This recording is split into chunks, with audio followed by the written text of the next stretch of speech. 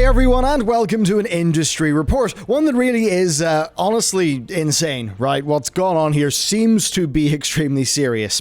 So, we're coming up to a year after Rune 2 launched, and to be honest, it's probably a game you've not heard of, but just wait till you see who gets involved in this. The developers Human Head actually closed the day after the game launched, and that sparked a lawsuit from their publisher, Ragnarok Games. Now though, with the game's updated Steam release coming soon, that lawsuit has been updated, and it's been updated with serious allegations.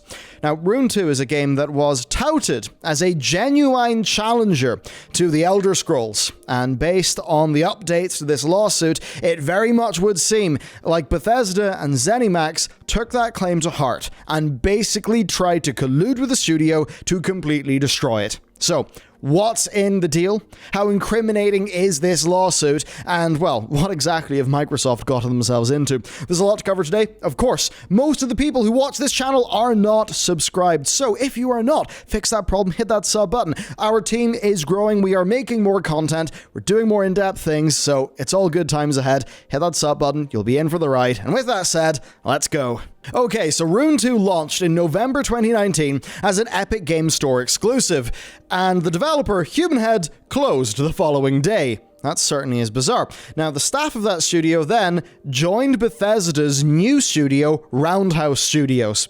Nobody was laid off. It was basically a straight absorption of the workforce of Human Head. Now, Rune 2's publisher, Ragnarok Games, took issue, obviously, with this happening. And in December 2019, they filed a lawsuit against Human Head alleging the following things. That Human Head attempted to destroy Rune 2 by abandoning it on launch day. That they then refused to hand over the source code and associated assets so that another developer could take over the project for the publisher. That they also agreed to 11 milestones in their contract, with bonuses for completion of each, but that delays, errors, and mismanagement actually expanded that to 23 milestones. And what's weird is that Human Head reportedly had just 200k lying on the table when they decided to close. They also are just accused of being very uncooperative as it got close to the game's release. Of course, if we're to bring in a little bit of the information we're going to get into soon, we now think that's because they were actually in talks with Bethesda. And in terms of the damages and stuff sought by the lawsuit, well, it's $100 million in damages. That's what they're seeking. That's a lot of money, but if this game was genuinely a competitor to the Elder Scrolls, you can see where a number like that would appear. And also, they wanted the source code and the assets. Ragnarok did actually secure the source code in January, but they did not drop the lawsuit, and, well, they have in fact expanded it, so let's get into that. What I've just told you is obviously a messy story, but it gets so much messier and more salacious with this recent update. So, Ragnarok have added Bethesda and Zenimax to the ongoing lawsuit. That's basically Bethesda and their parent company. Now, they are accused of, this is so wild, conspiring to knowingly and intentionally sabotage Rune 2 and Oblivion Song.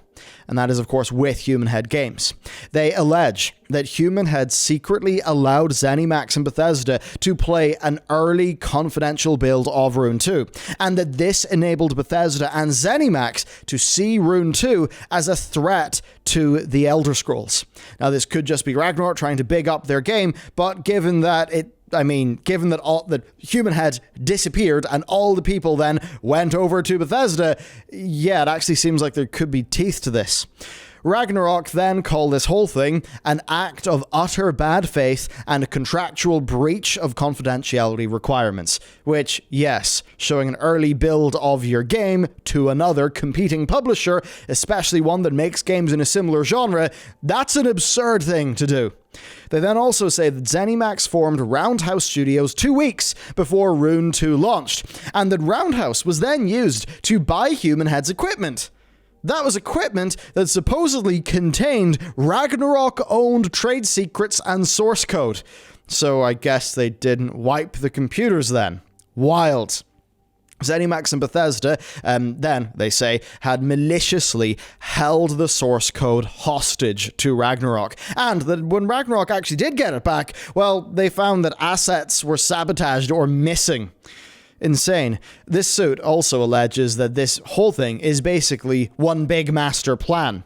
That Zenimax got Human Head to announce their closure at a time that would cause absolute maximum damage to the game. And of course, that's something that would instill zero faith for consumers in the game as well. Now, Ragnarok themselves, they did actually manage to form Studio 369 in order to support the game and actually get a re-release ready. But another Human Head game, Oblivion Song, had to basically be abandoned because it was in such a state of disrepair. So yes, that's the update, and Ragnarok are, I think, obviously and understandably continuing to seek damages of at least 100 million. Of course, though, we're going to soon dive into how this is actually a pattern of behavior from Bethesda. Microsoft have actually avoided being named in the updated lawsuit. That's, of course, because they only acquired Zenimax last month, but well, they own Zenimax, and that means that this is still very much their problem. Microsoft certainly got two things out of their $7.5 billion. They got Bethesda's legacy, and also Bethesda's legacy. And, well, look, it does remain to be seen, right, how much truth there is in Ragnarok's allegations. And they are very serious allegations. But if everything that they've said is actually true, then A, it's completely wild, and B, it's actually completely unsurprising given the past behavior of Zenimax and Bethesda. Tactics like those used against Rune 2, allegedly, are nothing new. Bethesda did the same thing to Human Head themselves with Prey 2. And that's insane. And it would make you wonder why Human Head would then want to conspire with Bethesda now. I suppose it could be because maybe there was a good payday or something involved. But Prey 2 was controversially cancelled back in 2014. Bethesda said that the game was not up to snuff, despite it being well received in a reveal in 2011. Now, in the years since, several Human Head developers have actually suggested that the game was essentially nearly finished. But that Zenimax kept on purposely failing Human Head's project milestones so that they would not get paid, so that Zenimax could then buy them up cheap. Apparently that was the plan. Now, at the time, Human Head actually went on strike and Zenimax backed off. Now, what's funny is that this is actually the exact same thing that Zenimax were accused of doing to Arcane Studios. Yeah, Arcane, of course, ended up actually making Prey in 2017. And there was actually rumors around as early as 2014 that Human Head had been booted off Prey in favor of Arcane. And, you know, it's funny, right? There's the drama around Arcane, the drama around Human Head with Bethesda and Zenimax, at least with Prey 2, and now the new one. It seems like Zenimax have repeatedly shown themselves to be a decently dangerous, untrustworthy bunch to actually work for in that capacity. Yeah, it just seems like there could be an axe in the air at all times. Although, who knows if Bethesda ever really felt like the Elder Scrolls was threatened by a game like Rune 2. I mean, it's a bit weird. Now, while it seems there was foul play at work here, we should know that Ragnarok obviously have a lot to gain from attacking Bethesda in a very public fashion right now, and you'll see that when we actually talk about Rune 2 Decapitated Edition. You've got to wonder, though, like, how are Microsoft going to handle this? Because surely they didn't expect all of this to happen, but I do imagine that this would have came up in their vetting processes. But I imagine that this is all chump change to them, because ultimately they can make the next Elder Scrolls an exclusive if they want to, and that's going to be massive in any form of console scuffle. Okay, let's talk about Rune 2 Decapitation Edition. Ragnarok are obviously doing all of this ahead of Rune 2 Decapitation Edition, which is a beefed up version of the original game that's going to Steam on November 13th. So this decapitation could hopefully be a redemption for the game, because launch reviews were not really that good, right? There was actually redeeming factors and fun to be had, but there was a lot of bugs, there was an overall lack of finish. I mean, basically a lot of people said the game felt unfinished, and it seemed like the development had been derailed a bit. It's pretty obvious, given all that's happened, that yeah, you don't release a game and then just close the day after and all move over to a new studio. Obviously, a bit of a weird situation that I'd say obviously meant that whatever Rune 2 could have been, it clearly wasn't by the end.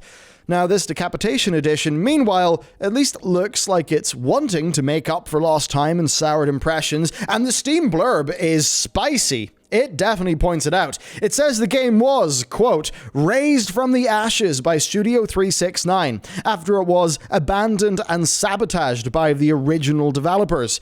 And it goes on to say that severing that old human head has now freed Rune 2, and it'll now be a glorious Viking adventure. Yes, severing that old human head, the development studio. I mean, come on, it's called the Decapitation Edition.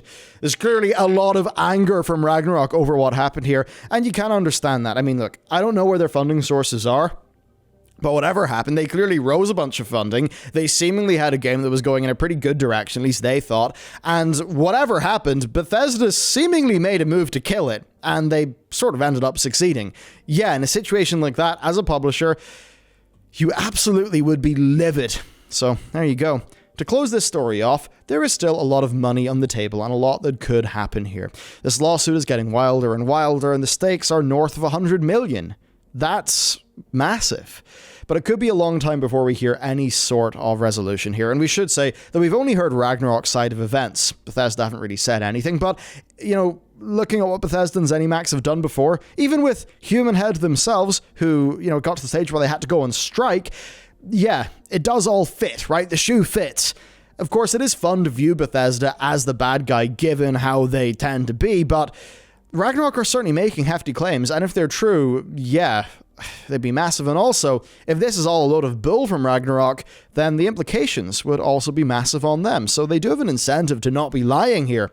Certainly, though, it'll be interesting to see two things. How do Microsoft react to this disaster that they found themselves with? And will Rune 2 Decapitation Edition actually go down well? Will it actually get near to this threat to Elder Scrolls? I do doubt it. Even if this game in an early stage could have been a threat to Elder Scrolls, I really doubt that a re-release a year later, even with a lot of work, I doubt it's going to fix those problems. But I certainly hope it will be a good game, because it seems like whatever it is, it was not done justice. That is it for today's video. I suppose the lesson here is be cautious, because crazy things can happen. That is it for me. If you would like to watch more content, hit that like button. It really does help. And hit that sub button so you're notified. Of course, it's the bell. It really does notifications, so there's that too. Anyway, that's it for me. Thank you for watching. I will see you next time.